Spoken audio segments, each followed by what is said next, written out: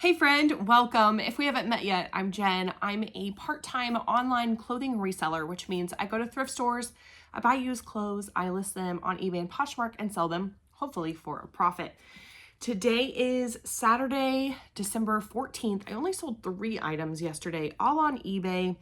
My gross sales amount is like $55. My profit's only like $27.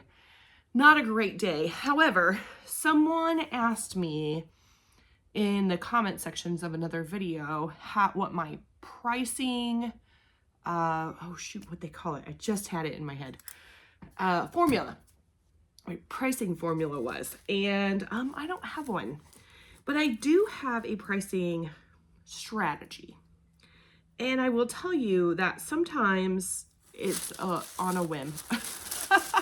But most of the time, I kind of follow this same strategy, and we'll talk about it as we go through these items. So this is a belt. It is Nike. You can see there it's reversible. It's in pretty good shape, pretty good condition. When I'm pricing items, I don't take into account how much I spent on the item, usually. But I do take into account comps. So for this, a Nike belt, right? I just looked up a very basic Nike belt. That was my search in the eBay research tool. And the average sale price was $22.23 with a 10% sell-through rate. So when I listed this, I would have looked up reversible, I would have looked up the size, I would have looked up the colors, and really looked at the comps. And so based on this, if I'm basing it off of the 22.23 and the 10% sell-through rate, because the sell-through rate is so low, I would have likely priced this around $22. Maybe 20, maybe 25, kind of depending on my mood. That's where the mood thing kind of comes into play. And then gone less than the comps. And that's kind of what happened here. I think I had it listed for $20. Somebody offered me 10, and I was just trying to move things yesterday. I've had this for 10 months. I bought it at the bins for $1. And so they paid a total of $15.94 with shipping on eBay. So my profit's $7.51. Belts sometimes, a lot of times, comps, especially in very familiar brands, can be all over the place. So if it says it's $22 average sale price, there might be some that sold for $7, and then there might be some that sold for $50. And so sometimes on those either brands or certain items, I have kind of like a base price. Belts, especially if they're vintage belts and I can't get a lot of comp information, I will start at $30. I also do that with vintage sweaters, which I didn't sell any today, but this is a vintage, I think this one's vintage, Christmas sweater from my inventory. Thought I'd be a little Christmassy today. I have a couple like Christmas t-shirts, but like for my personal use, but this is not, I wouldn't wear this out in public. It's super fun. Like the scarf goes around to the back. He's cute. Not really my style. Anyway, my vintage sweaters, if there's no clear comp information, then I'll start them at $30. All right, I think we've talked enough about that. Okay, first 2 things. One, I'm never telling you what to do. Nope. I'm not that level of an expert. I'm learning. I am experimenting. I'm fairly newish to this. I've been doing this about 3 years. Anyway, 2. What was 2? It'll come to me. All right. This is a soft surroundings sweatshirt. It's like a raglan sleeve. It's got a little keyhole cutout in the back. Soft surroundings. It's a petite, large. Petite sizes sell pretty well for me generally. Average sale price is $18.30 with a 1% sell-through rate for a soft surrounding sweatshirt. Yikes. Very, very low. However, again, on like my bread and butter items like J. Jill, Torrid, Lane Bryant, soft surroundings, Chico's, I will start at $25. Because if you look at the sold comps, there's stuff sold for $6 and there's stuff sold for $40. And sometimes there doesn't seem to be that much difference between the item that was sold for $6 and the item that sold for $40. So I generally, unless it's a specific style, or if my item is let's say it's a 4X and it's purple and there's only one other 4X purple one listed and it's listed for $40, I'm gonna also list mine for $40. Does that make sense? It's I don't have like hard and fast rules. I just have kind of these guidelines that I follow for myself based on kind of experience and sometimes just listening to other resellers. The soft surrounding sweatshirt I had listed for $25. I sent out 20% off offers and it sold for $19.97. Plus shipping, they paid $26.06. I've had this for 3 months. I bought it at a garage sale for $3. My profit's $14.09. This was definitely the best sale of the day, which is a little sad, but that's okay. Profit is profit. I will take it. Yeah, 1% sell-through rate, super low, but it still sold within 3 months and making about the profit that I want to make. So I really wish I could think of what the second thing was that I wanted to say. I'm never telling you what to do, kind of just sharing my experience. And what was the second thing? I don't know.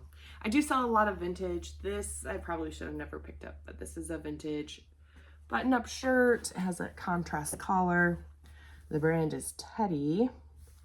Let's see, it's made in Hong Kong, but it has all these embroidered purses and shoes on them, which I thought was kind of fun. But I've had this for 18 months. So this did sell in my half off clearance sale that I'm running still. I think that goes through this weekend. So I looked up vintage novelty button up for women, and the average sale price was $26.15 with a 2% sell-through rate. Vintage stuff is really hard to comp, so I think a lot of it is experimentation and experience. And like I said, a lot of my sweaters I will price at $30. This stuff I don't know enough about. I priced it, I think, around $30 originally, and it had gotten down to $15 because when I delist and relist, which I do on a daily basis, just a few at a time, I will lower the prices gradually. So not always, but sometimes. So yeah, so this one had gotten down to 15. Maybe I didn't start it at 30, but it sold for $13.16 total with shipping. And it took 18 months to sell. I did only pay 17 cents for it at a favorite thrift store of mine, my old favorite thrift store. They have a bag sale, so sometimes it can be a really, really low cost of goods. And yeah, so still my profit, especially since that cost of goods was so incredibly low, my profit was $4.98. I remember what the second thing was. If I haven't explained well, or if you have other questions regarding pricing, please leave a comment. I am happy to help if I can. And like I said, I really just go based off of my experience. I do want to tell you, I didn't have an example, sadly, but if something has a higher sell-through rate, then I will price higher than the average. So say, for example, something has an average sale price of $30 and a sell-through rate of 49%. So that's almost 50%, an even number of solds and unsolds. I will price at $40, knowing that I have a coupon on my store almost always. On eBay and on Poshmark, I send out 20% off offers, and people do send offers. I allow or best offer on all my stuff on eBay and Poshmark. That's just pretty common that people send offers. So I will price on the higher side of comps, hoping then to get that average sale price or even a little higher. Again, depending on size, depending on color, depending on style. So it's not that I have a formula. So it's not really based on like, I paid $8 for this. I need my profit margin to be this much. And so then I'm going to price it here so that I will make this amount of money. I think that some people do it that way, and maybe it works for them. I don't know. But my experience has been if I price according to comps, then my items are more likely to sell. And I've seen that happen where I've priced above comps, something even that has a really good sell-through rate, and I've just priced it way, way too high. Yeah. There are exceptions. There's always exceptions, right? Sometimes, like I said, my mood, if I'm like, I just want to sell it and get rid of it all, then I'll just, I'll drop prices, or I'll list really low, or sometimes I get into a mood of I've got to make all the money. And so then I end up pricing too high. There's also exceptions where, like I kind of said earlier, if I've paid too much for an item, maybe I misread comps in the store. Sometimes I think comps are different on my phone versus on my computer. And maybe I've paid $10 for a dress and I get home and comps are telling me it's only worth $20. I still might price it $40 and hope for the best. That's never really been successful for me, I will tell you that.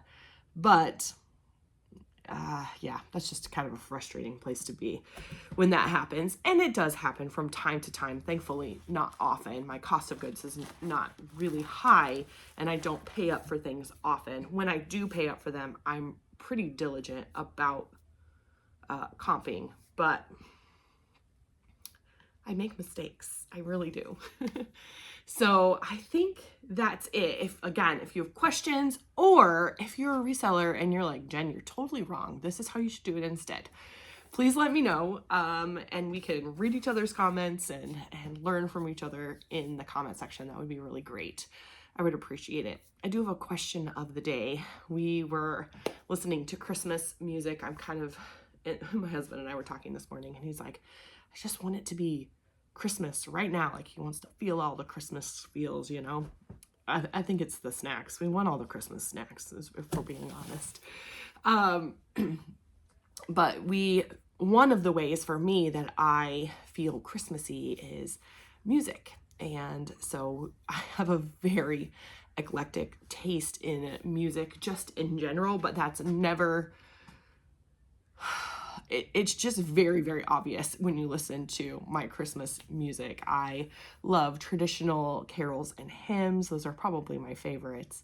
I listen to 90s Christian Christmas music.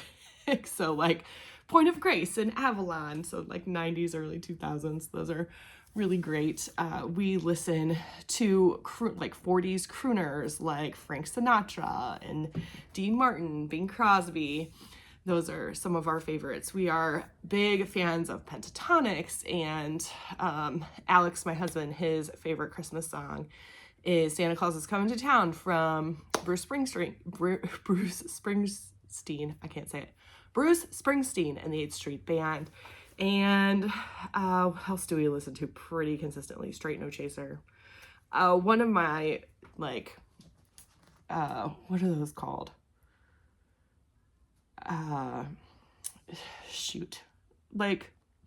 Where it's kind of bad and you're like a little embarrassed, but you really love it. What is that called?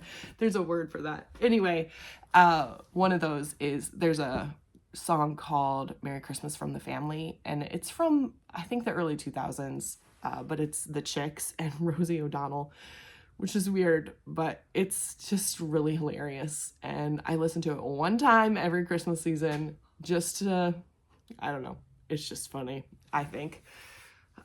Guilty pleasure. Is that phrase that I was thinking? My little guilty pleasure for music. So curious, the question of the day, what is your favorite Christmas song, Christmas carol? Do you listen to Christmas music? If you do not celebrate Christmas, how would this apply to the holiday that you celebrate in your traditions? I would love to know. All right. That's all for me. Thank you so much for joining me. I really do appreciate you. Make sure you like the video if you liked it, subscribe if you haven't, and I'll see you soon.